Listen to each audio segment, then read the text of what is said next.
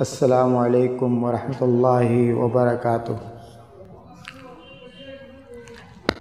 الحمد للہ نحمده ونستعینه ونستغفره ونؤمن به ونتوکل علیہ ونعوذ باللہ من شرور انفسنا ومن سیئات اعمالنا من يهده اللہ فلا مضل له ومن يضلل فلا هادي له وأشهد أن لا إله إلا الله وأشهد أن محمدا عبده ورسوله أرسله بالحق بشيرا ونذيرا بين يدي الساعة من يطع الله ورسوله فقد رشد ومن يعصيهما فإنه لا يضر إلا نفسه ولن يضر الله شيئا أما بعد فإن خير الحديث كتاب الله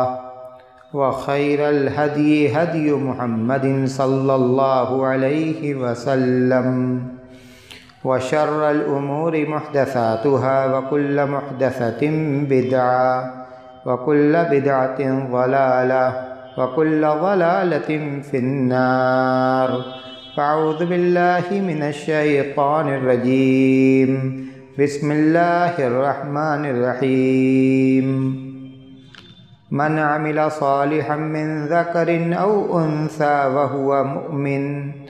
وهو مؤمن فلنحيينهم حياة طيبة وَلَنَجْزِيَنَّهُمْ أَجْرَهُمْ بِأَحْسَنِ مَا كَانُوا يَعْمَلُونَ۔ اسلامی بھائیوں، دنیا کی زندگی میں ہر شخص کی یہ خواہش ہوتی ہے کہ وہ آرام اور سکون کی زندگی بسر کرے، اس زندگی میں اسے دکھ اور تکلیف کا سامنا نہ ہو، ایسے حالات پیدا نہ ہوں جو اس کے چین کو مقدر کر دیں، جو اسے بے اطمینانی اور بے چینی میں مبتلا کر دیں۔ خواہش تو ہر ایک کی یہی ہوتی ہے، لیکن اس خواہش کو پوری کرنے کے لیے وہ کیا کرتا ہے، اس پر بھی اس کی توجہ ہونی چاہیے۔ ظاہر ہے کہ اگر ہمیں زندگی کے اندر اطمینان چاہیے، سکون چاہیے، تو پھر ہم ایسے اسباب کو اختیار کریں، ایسے راستوں پر چلیں جو راستے ہمیں اطمینان اور سکون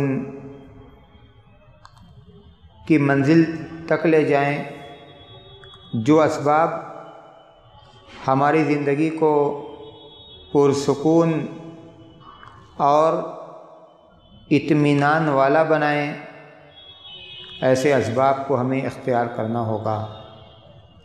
اگر غور کیا جائے تو اس وقت موجودہ دنیا جن بڑے مسائل سے دوچار ہے، ان مسائل میں ایک مسئلہ بے اطمینانی کا ہے۔ عموماً ہر شخص اپنی اس زندگی میں اطمینان اور سکون کا متلاشی ہے۔ ایک خوف اور ایک ڈر اسے ستائے جا رہا ہے۔ اس کی بنیادی وجہ یہ ہے کہ جیسے جیسے ہم دین سے دور ہوتے گئے، دنیا ہم پر مسلط ہوتی گئی،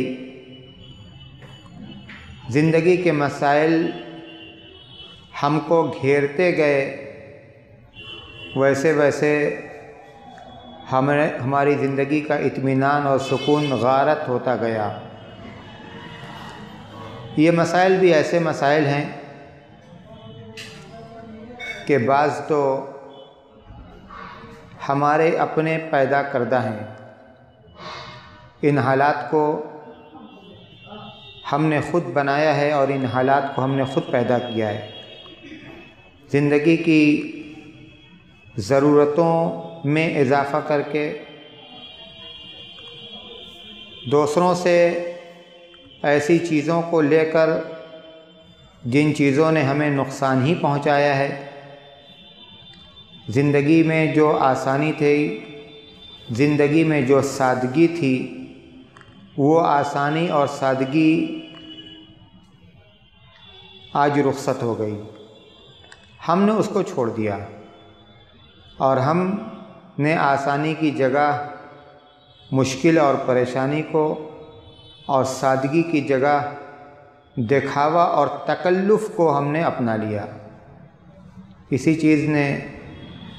اسی مسئلے نے ہماری زندگی کو مقدر کیا، ہمارے امن اور چین کو غارت کیا، اور اس کے علاوہ اور بھی اس کی بہت ساری وجوہات ہیں۔ ان وجوہات میں سے ایک بڑی وجہ دین سے دوری ہے، گناہوں میں ملوث ہونا ہے، دل کا پاک اور صاف نہ ہونا ہے، دل کے اندر حسد ہے، دل کے اندر جلن ہے، دل کے اندر تنگی ہے، دوسروں کا آرام اور دوسروں کا سکون ہمیں دیکھا نہیں جاتا، اور اس کے ساتھ ساتھ ہمارے اپنے اخلاق اور کردار بھی ہیں جو زندگی کی بے اطمینانی کے اسباب میں سے ایک ہیں۔ اس لیے اگر ہم آرام اور سکون کی زندگی چاہتے ہیں تو سب سے پہلے تو ہمیں اپنے خالق و مالک کی طرف لوٹنا ہوگا، رب سے لو لگانا ہوگا، اور اللہ پر ایک مومن کا جس طرح سے ایمان اور عقیدہ ہونا چاہیے، اس طرح سے ایمان اور عقیدہ ہمیں اپنے دل میں پیدا کرنا ہوگا۔ قرآن کریم میں اللہ تبارک و تعالیٰ نے فرمایا وَمَن يَتَوَكَّلْ عَلَى اللَّهِ فَهُوَ حَسْبُهُ، جو اللہ پر اعتماد کرے گا اللہ اس کے لیے کافی ہے۔ یہ کتنی بڑی بشارت ہے، یہ کتنی بڑی خوشخبری ہے۔ اگر مومن سچے دل سے اللہ پر اعتماد کرے گا، اللہ پر توکل کرے گا، تو دنیا کے مسائل اور دنیا کے مصائب اس کے لیے آسان ہو جائیں گے۔ بڑے سے بڑے خطرات کو بھی وہ خاطر میں نہیں لائے گا۔ حضرت ابراہیم علیہ السلام کی سیرت دیکھیے، ان کو آگ میں ڈالا جا رہا ہے۔ یہ کوئی معمولی بات نہیں ہے کہ دہکتی ہوئی آگ، اور وہ بھی ایسی آگ جس کے شعلے آسمان سے باتیں کریں، ایسی آگ میں ان کو ڈالا جا رہا ہے، لیکن ذرا سی بے اطمینانی یا اضطراب ان کے چہرے پر نہیں ہے، بلکہ صحیح بخاری کی روایت ہے، اس موقع پر ان کے زبان پر یہی دعا تھی کہ حسبی اللہ و نعم الوکیل، یا حسبنا اللہ و نعم الوکیل، کہ اللہ ہمارے لیے کافی ہے اور وہ بہترین کارساز ہے۔ ظاہر ہے کہ یہ دعا اس طرح کے مواقع پر کس کے زبان پر ہوگی؟ اسی شخص کے زبان پر ہوگی جس کا اعتماد اور جس کا توکل اللہ پر ہوگا، اس وحدہ لا شریک پر ہوگا جو حی لا یموت ہے، اس وحدہ لا شریک پر ہوگا جو علی کل شیء قدیر ہے۔ جب دل میں ایمان ہوگا، جب دل میں توکل ہوگا، اور اس کے ساتھ ساتھ یہ دعا اس کے زبان پر آئے گی، تو یہ دعا آسمان کے دروازوں سے گزرتی ہوئی سیدھے رب العالمین کے دربار میں پہنچے گی، اور رب العالمین کے مدد کا اللہ رب العالمین کی مدد اپنے اس بندے کو پہنچے گی، جیسا کہ حضرت ابراہیم علیہ السلام کی سیرت میں ہم نے دیکھا۔ اللہ کے رسول صلی اللہ علیہ وسلم اور حضرت ابوبکر صدیق رضی اللہ تعالیٰ عنہ ہجرت کے موقع پر غار ثور میں قیام کیا۔ مکہ کے مشرکین تلاش میں ہیں، ادھر ادھر آپ کو تلاشا جا رہا ہے، یہاں تک کہ وہ غار ثور کے منہ پر پہنچ گئے۔ حضرت ابوبکر رضی اللہ تعالیٰ عنہ گھبرائے، انہوں نے اللہ کے رسول صلی اللہ علیہ وسلم سے یہ کہا کہ اگر یہ اپنے قدموں کی طرف دیکھیں تو ہمیں پا لیں گے، اگر یہ اپنے قدموں کی طرف دیکھیں تو ہمیں پا لیں گے۔ مطلب یہ ہے کہ اس طرح سے وہ غار کے منہ تک آ پہنچے تھے، لیکن اللہ کے رسول صلی اللہ علیہ وسلم کا اطمینان دیکھیے۔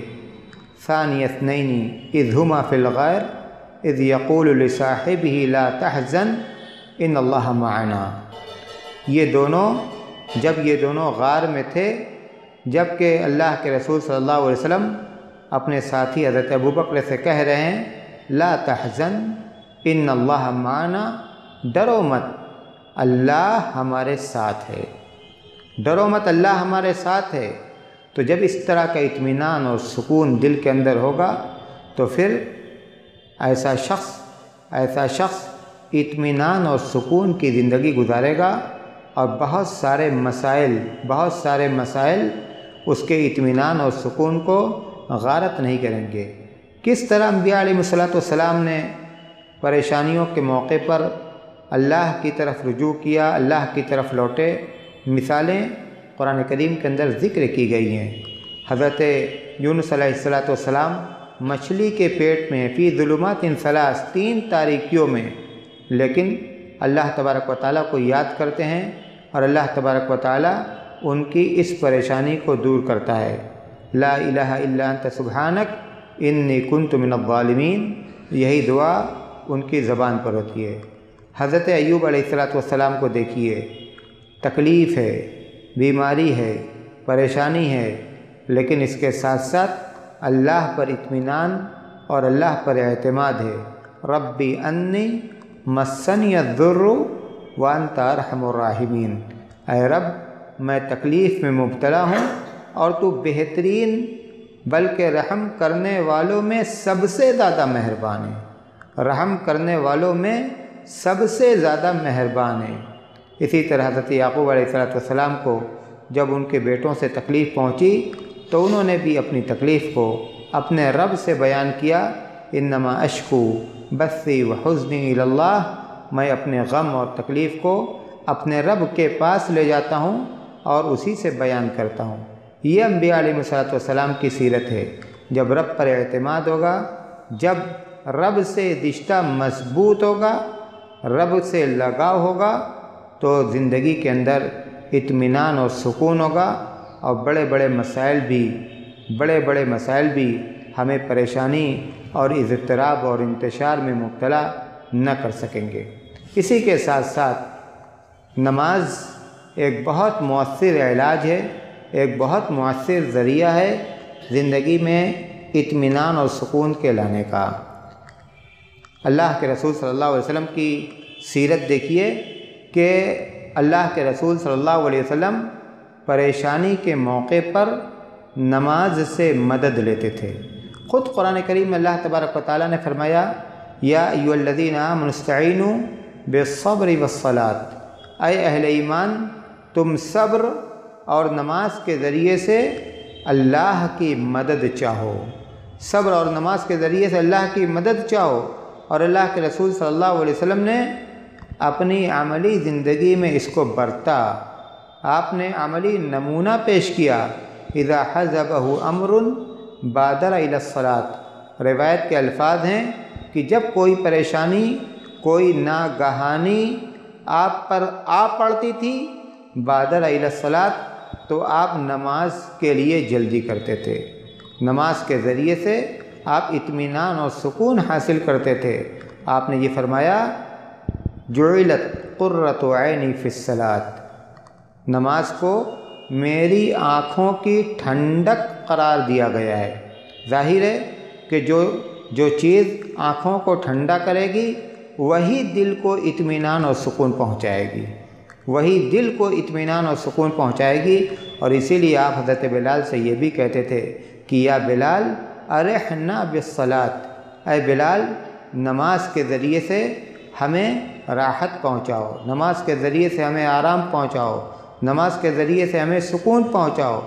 اور نماز کے ساتھ ساتھ عام ذکر و اذکار جن میں سر فہرست قرآن کریم کی تلاوت ہے، اس سے بھی زندگی میں راحت اور سکون فراہم ہوتا ہے۔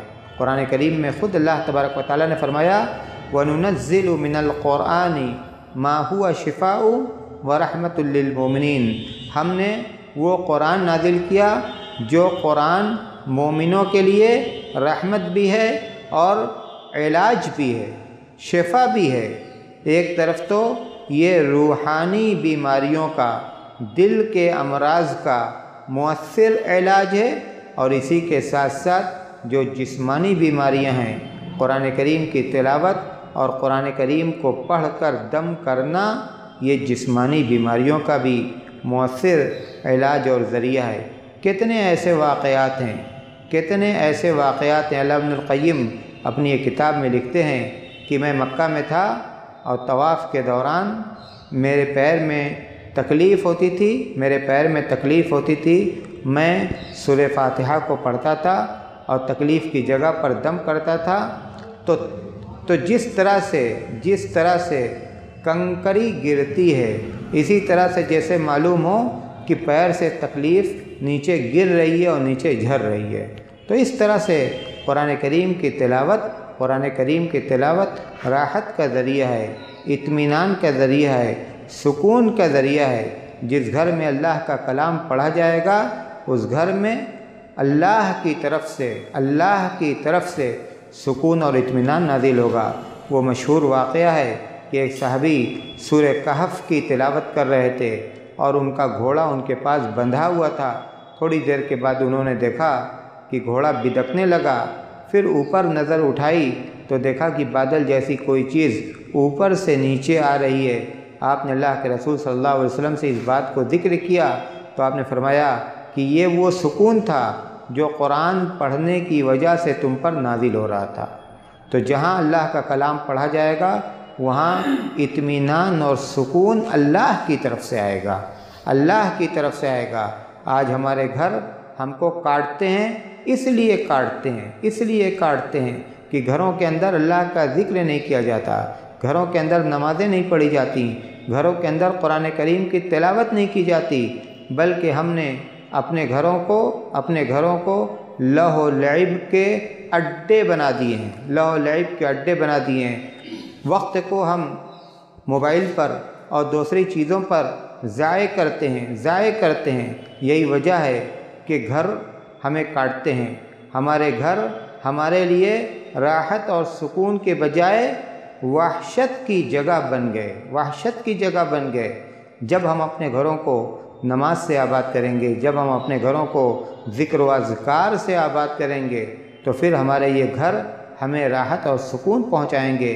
قرآن کریم میں اللہ تبارک و تعالیٰ نے فرمایا الا بذکر اللہ تطمئن القلوب، سنو اللہ کے ذکر سے دلوں کو اطمینان اور سکون نصیب ہوتا ہے۔ اللہ کے ذکر سے جب زبان پر اللہ کا ذکر ہوتا ہے تو یہ ذکر دلوں کو اطمینان دیتا ہے، اور جب ذکر کرنے والے کی آواز گھروں کی چار دیواری سے ٹکراتی ہے، جب ذکر کرنے والوں کی آواز گھروں کی چار دیواری سے ٹکراتی ہے تو وہ آواز گھروں کے اندر اطمینان اور سکون کو بکھیرتی ہے۔ تو ہمیں چاہیے کہ اگر ہم اطمینان چاہتے ہیں، ہم سکون چاہتے ہیں، ہم راحت چاہتے ہیں، تو پھر ہم اپنی زبان کو اللہ کے ذکر سے تر رکھیں۔ خاص طور سے جو مختلف مواقع کی دعائیں سکھلائی گئی ہیں ان دعاؤں کو یاد کریں، ان دعاؤں کا اہتمام کریں۔ سو کر اٹھنے کی دعا، سونے کے وقت کی دعا، پانی پینے کی دعا، کھانا کھانے کی دعا، گھر میں داخل ہونے کی دعا، گھر سے باہر نکلنے کی دعا، کپڑا پہننے کی دعا، کپڑا اتارنے کی دعا، آئینہ دیکھنے کی دعا، یہ سارے کام گھر کے اندر کیے جاتے ہیں۔ لیکن ان کاموں کے کرنے کے موقع پر جو اللہ کا ذکر مسنون ہے، اللہ کا ذکر مسنون اللہ کے رسول صلی اللہ علیہ وسلم سے منقول ہے، آج ہم نے ان چیزوں کو اور ان اذکار کو فراموش کر دیا۔ یہی وجہ ہے کہ ہماری زندگی سے راحت اور آرام اور سکون دھیرے دھیرے نکلتا چلا گیا۔ ایک بڑی وجہ زندگی میں بے اطمینانی کی قضا اور قدر، اللہ کی بنائی ہوئی تقدیر پر ہمارے ایمان کا کمزور ہونا ہے۔ آج ہم نے ہر چیز کو اس مادی دنیا میں ہر چیز کو ہم نے ظاہری وسائل سے جوڑ دیا۔ ایسا ہوگا تو ایسا ہوگا، ایسا ہوگا تو ایسا ہوگا، ایسا ہوگا تو ایسا ہوگا۔ جیسے یہ معلوم ہوتا ہے کہ اللہ کی بنائی ہوئی تقدیر پر ہمارا ایمان ہی نہیں ہے، ہم کسی مسئلے کو اللہ تبارک و تعالیٰ کی طرف لوٹاتے ہی نہیں ہیں۔ یہ بڑی عجیب و غریب بات ہے، اور یہی وجہ ہے کہ جب ایسی چیزیں جو ہمیں پسند نہیں ہیں ہمارے سامنے آتی ہیں، ہمارے مرضی کے خلاف ہوتی ہیں، ہماری امید کے برعکس ہوتی ہیں، تو پھر یہ حالات ہمیں پریشان کرتے ہیں، ہمیں بے چین کرتے ہیں، اور آگے چل کر اگر مسائل زیادہ بڑے ہوتے ہیں، بے چینی بڑھتی ہے، تو یہ چیز مختلف بیماریوں کا سبب بنتی ہے، ٹینشن پیدا ہوتا ہے، اور بھی دوسرے مسائل ہوتے ہیں۔ یہ ایسا کیوں ہے؟ ایسا اس لیے ہے کہ قضا اور قدر پر جس طرح سے ہمارا ایمان ہونا چاہیے اس طرح سے ہمارا ایمان نہیں ہے۔ اللہ کے رسول صلی اللہ علیہ وسلم کی اس حدیث کو ہمیشہ ہمیں یاد رکھنا چاہیے۔ اللہ کے رسول صلی اللہ علیہ وسلم نے فرمایا، عجباً لامر المؤمن ان امرہ کلہ لہ خیر ولیس ذلک لأحد الا للمؤمن۔ مومن پر تعجب ہے، اس کا ہر معاملہ، اس کا ہر کام اس کے حق میں اچھا ہے۔ ان اصابت سراء شکر فکان خیرا لہ، اگر اسے خوشی ملتی ہے شکر بجا لاتا ہے، یہ اس کے حق میں بہتر ہے۔ وَإِنْ أَصَابَتْهُ ضَرَّاء صَبَرَ فَكَانَ خَيْرًا لَهُ، تکلیف پہنچتی ہے صبر سے کام لیتا ہے، جزا فضا نہیں کرتا، کسی کو کوستا نہیں، کسی کو برا بھلا نہیں کہتا، زمانے کو نہیں کوستا، بلکہ اپنا معاملہ اللہ کے سپرد کر دیتا ہے، تقدیر پر ایمان رکھتا ہے۔ یہی تقدیر پر ایمان اس کو اطمینان دیتا ہے، اس کے سکون کو، اس کے چین کو غارت نہیں کرتا۔ وَإِنْ أَصَابَتْهُ ضَرَّاء صَبَرَ، صبر سے کام لیتا ہے، فَكَانَ خَيْرًا لَهُ، تو یہ چیز بھی اس کے حق میں اچھی بن جاتی ہے۔ آج ہماری زندگی میں سکون اور اطمینان نہ ہونے کی ایک بڑی وجہ حرص اور ہوس ہے۔ ہر آدمی آگے بڑھنا چاہتا ہے، شریعت نے اس سے منع نہیں کیا، لیکن شریعت نے اس کے لیے شریعت نے حدوں کو مقرر کر دیا ہے۔ حرص اور ہوس سے شریعت نے منع کیا۔ شریعت نے یہ کہا آپ روزی تلاشیے، روزی کے وسائل اختیار کیجئے، لیکن آپ کے لیے جو جائز حدیں ہیں ان جائز حدوں کے اندر رہیے، حدوں کو تجاوز مت کیجئے، اور اس کے ساتھ ساتھ قناعت اور کفایت شعاری کی زندگی اختیار کیجئے۔ جب ایک مسلمان قناعت اور کفایت شعاری کی زندگی اختیار کرے گا تو اس کے دل کو بہت سکون ملے گا۔ اللہ کے رسول صلی اللہ علیہ وسلم نے فرمایا، من اصبح منکم آمنا فی سربہ معافا فی جسدہ وعندہ قوت یومہ فکأنما حیزت لہ الدنیا بحذافیرہا۔ جو شخص اپنے گھر کے اندر اپنے بال بچوں میں امن و امان کے ساتھ صبح کرتا ہے، معافا فی جسدہ، اور اس کے ساتھ ساتھ اللہ تبارک و تعالیٰ نے اسے صحت اور تندرستی کی دولت سے بھی نوازا ہے، وعندہ قوت یومہ، اور اس کے پاس اس دن کی روزی بھی موجود ہے، امن و امان بھی ہے، صحت اور تندرستی بھی ہے، اور اس دن کی روزی، اس دن کی روزی اس کے پاس موجود ہے۔ فَكَأَنَّمَا حِيزَتْ لَهُ الدُّنْيَا بِحَذَافِيرِهَا، گویا اسے دنیا کی ساری نعمتیں دے دی گئیں، اسے دنیا کی ساری نعمتیں دے دی گئیں۔ تو اس طرح سے مومن کی زندگی ہونی چاہیے۔ اسی طرح اللہ کے رسول صلی اللہ علیہ وسلم نے فرمایا قد افلح من اسلم ورزق کفافا وقنعه اللہ بما آتا، کامیاب ہے وہ شخص جس نے اسلام کو قبول کیا، ورزق کفافا، اور اسے برابر سرابر روزی دی گئی، برابر سرابر روزی، اتنی روزی جس سے اس کی جائز ضرورتیں آرام سے پوری ہو جاتی ہوں۔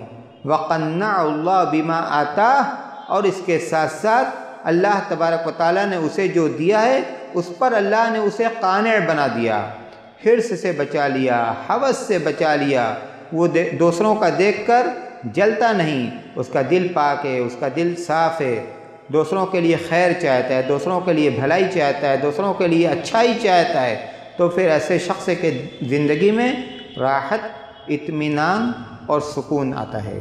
اگر کوئی شخص دوسروں کو دیکھ کر اس کا دل تنگ ہو، دوسروں کو دیکھ کر جلے، دوسروں کی نعمتوں کو دیکھ کر اس سے رہا نہ جائے، تو وہ دوسروں کا نقصان نہیں کرتا بلکہ اپنے زندگی کے سکون کو غارت کرتا ہے، اپنے زندگی کے سکون کو غارت کرتا ہے۔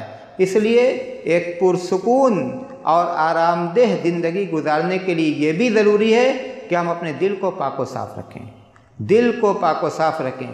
اس طرح کی جو بیماریاں ہیں، حرص ہے، طمع ہے، حسد ہے، جلن ہے، اس طرح کی باتوں سے، دل کی تنگیاں ہیں، اس طرح کی باتوں سے ہم اپنے آپ کو بچائیں، اور اس کے ساتھ ساتھ نیکی، تقوی اور پرہیزگاری کی زندگی گزاریں، تو اللہ تبارک و تعالیٰ نے ہم سے جو وعدہ کیا ہے یقیناً اللہ کا وعدہ پورا ہوگا۔ قرآن کریم میں اللہ تبارک و تعالیٰ نے فرمایا من عمل صالحا من ذکر او انثی وهو مؤمن فلنحینہ حیاتا طیبہ، جس نے بھی ایمان لانے کے بعد چاہے وہ مرد ہو یا عورت نیک اعمال کرتا ہے، فلنحینہ حیاتا طیبہ، ہم اسے ایک اچھی زندگی دیں گے، اطمینان اور سکون کی زندگی دیں گے، وَلَنَجْزِيَنَّهُمْ أَجْرَهُمْ بِأَحْسَنِ مَا كَانُوا يَعْمَلُونَ، اور اس کے نیک اعمال کا قیامت کے دن ہم اسے بہترین بدلہ دیں گے۔ اللہ تبارک و تعالی ہمارے اعمال کی اصلاح فرمائے، ہمیں نیکی کے کاموں کے کرنے کی توفیق عطا کرے، برائی کے کاموں سے بچائے، جب تک زندہ رکھ اسلام پر چلنے والا بنا کر زندہ رکھ، موت آئے تو ایمان پر آئے۔ وآخر الدعوانا الحمد للہ رب العالمین۔ السلام